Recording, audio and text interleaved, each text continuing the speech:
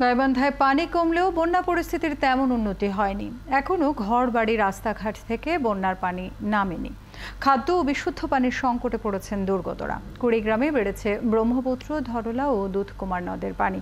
এদিকে এখনো জামালপুরে ৩৪ ইউনিয়নের লক্ষাধিক মানুষ পানিবন্দী। সহকর্মীদের তথ্য ছবিতে প্রতিবেদন।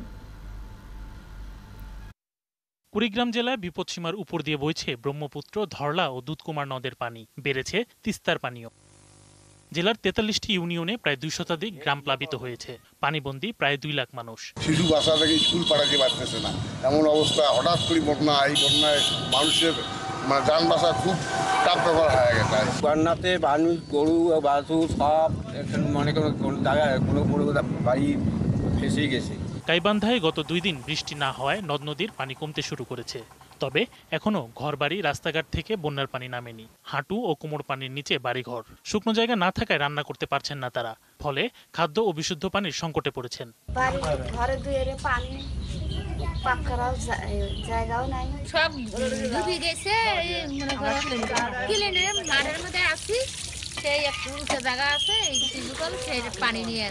এদিকে যমুনার পানি কিছুটা কমলেও জামালপুরে বন্যা পরিস্থিতি অপরিবর্তিত। জেলার ৩৪টি ইউনিয়ন ও ৩টি পৌরসভার লক্ষাধিক মানুষ এখনো পানিবন্দী। এছাড়া পুরাতন ব্রহ্মপুত্রের পানি বাড়ায় সদর উপজেলায় নদী তীরের নিচু এলাকা ডুবে গেছে। অনেক স্থানে সড়ক যোগাযোগ বিচ্ছিন্ন হয়ে পড়েছে। গত ২ দিন ধরে সিরাজগঞ্জের যমুনা নদীর পানি কিছুটা কমলেও দুর্ভোগ কমেনি বানবাসীদের। বন্যার পানিতে ডুবে যাওয়ায় জেলার ৫ উপজেলায় ৮১টি প্রাথমিক বিদ্যালয় বন্ধ রয়েছে। এটা জনবহুল একটা সড়ক।